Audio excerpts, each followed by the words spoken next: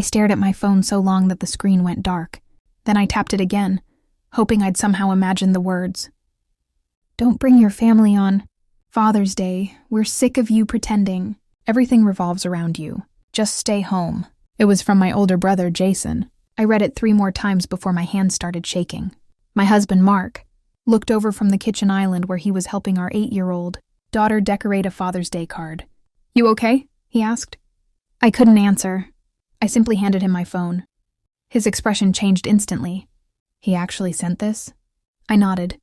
For a second, neither of us spoke.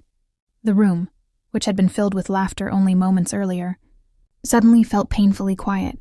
The worst part wasn't the text itself. It was that I honestly didn't know what I'd done this time. Growing up, Jason and I had been close enough to finish each other's sentences. After Mom passed away when I was 22, we promised Dad we'd always stick together. That promise lasted exactly until Jason got married. His wife, Melissa, slowly turned every family gathering into a competition. If Dad complimented my homemade pie, Melissa would suddenly announce she had spent 3 days making dessert. If Dad came to one of my daughter's school plays, she'd complain he never gave enough attention to her boys. I ignored it for years. I told myself keeping the peace mattered more than being right. Apparently I was wrong. Mark placed my phone on the table.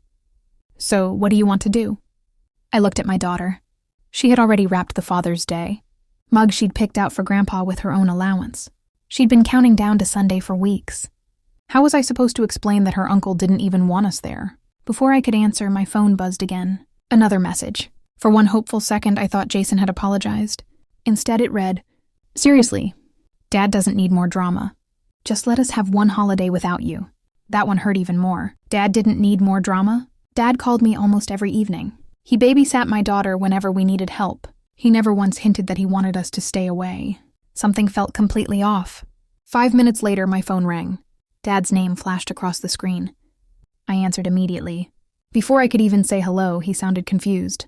Honey, where are you? Jason just told everyone you said you weren't coming because you were taking your husband's family on vacation. Instead, I froze. My stomach dropped. I hadn't canceled. I hadn't planned any vacation. Someone had lied to my father. And I suddenly realized this Father's Day wasn't just about excluding me. It was about making sure my own father believed I'd abandoned him. Dad, that's not true. Those 4 words flew out of my mouth before I could even process what he'd said. There was a long silence on the other end. What do you mean? Dad asked. Jason told us you called this morning and said, Mark had surprised you with a Father's Day trip. He said you couldn't make it, and asked him to explain it to everyone, so I wouldn't be disappointed. I closed my eyes. My own brother hadn't just insulted me. He had created an entire lie to make our father believe I didn't care enough to show up. Dad, I never said any of that. Another pause. Then I heard his voice soften. I knew something didn't feel right. You haven't missed Father's Day since your mother passed. Tears filled my eyes. I would never miss it. Emma has your present wrapped already. Dad sighed heavily. I figured as much. Before hanging up, he quietly said something that made my heart race. Just, don't tell Jason we talked. I want to see something first. I agreed, even though I had no idea what he meant. The next 2 days felt endless. Jason didn't call. Melissa didn't text. Not one person from that side of the family reached out. It was almost as if they'd already erased me from the celebration. Meanwhile, Dad acted completely normal during our evening phone calls. He never mentioned Father's Day again. Neither did I. Sunday morning finally arrived. Mark loaded Emma's gift into the car while I baked Dad's favorite apple pie, just like Mom used to make. I wasn't going to let my brother steal another family memory. As we pulled into Dad's neighborhood, I noticed something strange. Jason's SUV was already there. So were Melissa's parents and several relatives. Everyone looked relaxed, laughing on the front lawn as if nothing had happened. The moment Jason spotted my car, the smile disappeared from his face. He practically sprinted toward me before I'd even opened my door. "What are you doing here?" he hissed. I stared at him in disbelief. "What do you mean?"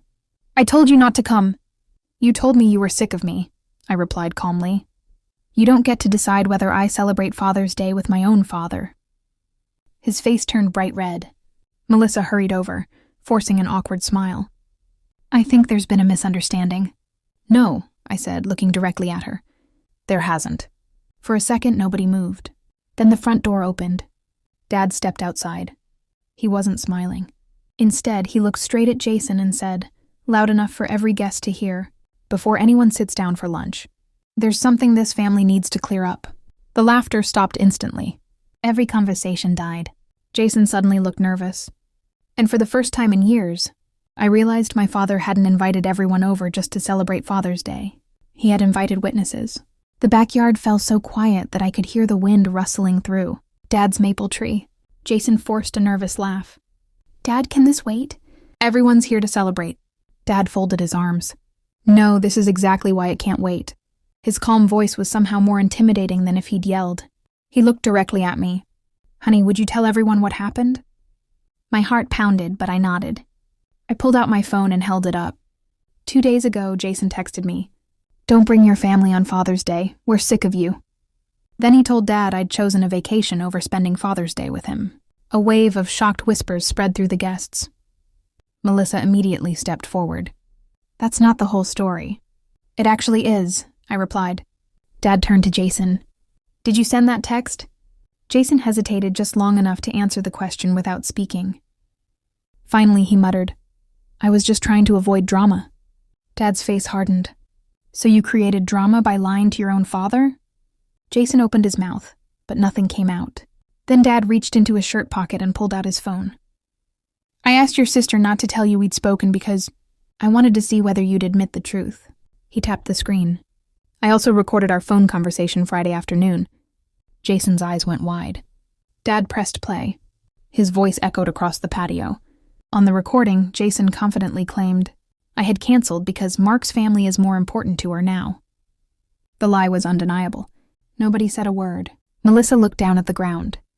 Even her parents seemed embarrassed. Then Dad slowly reached into a folder sitting on the patio table.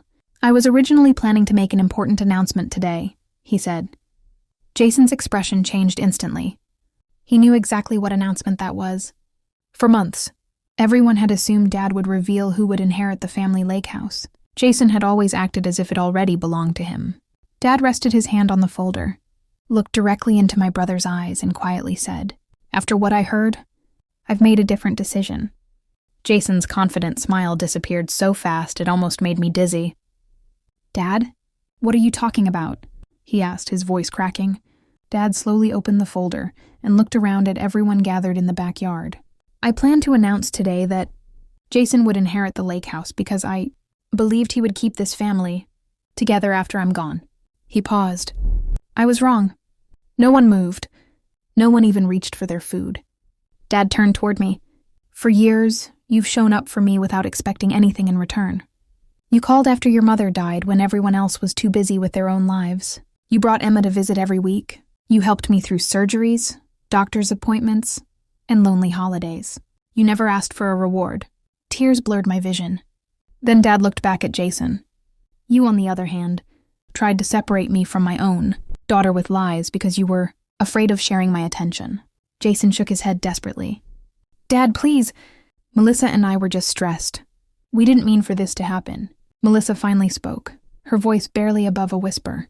"We made a terrible mistake." Dad nodded once. "You did, but mistakes are accidents. This was a choice." He pulled a single document from the folder. "Last week, I signed the paperwork transferring the lake house into my daughter's name. It is hers." Jason looked like the ground had disappeared beneath his feet. "You can't be serious!" "I've never been more serious." He stormed across the yard, shouting that I'd manipulated Dad, that I'd stolen his future, that none of this was fair. Not one person defended him. Even Melissa's parents quietly asked her to leave before she embarrassed herself any further. Mark gently squeezed my hand while Emma wrapped her arms around Grandpa's waist. Dad smiled through watery eyes. "This is exactly why I made my decision," he said. "A home should belong to the people who fill it with love, not the people who think they're entitled to it." Jason left without saying goodbye. For months, he refused to answer my calls. Eventually, he mailed Dad a handwritten apology. Dad forgave him, but he never changed his decision. Today, every Father's Day is celebrated at the lake house. Dad sits on the porch watching Emma laugh by the water, and every year he tells her the same thing. Families aren't held together by blood alone. They're held together by honesty, loyalty, and love. And every time I unlock the front door, I'm reminded that the greatest revenge wasn't taking something away from my brother. It was proving that kindness, truth, and showing up when it matters will always outlast lies.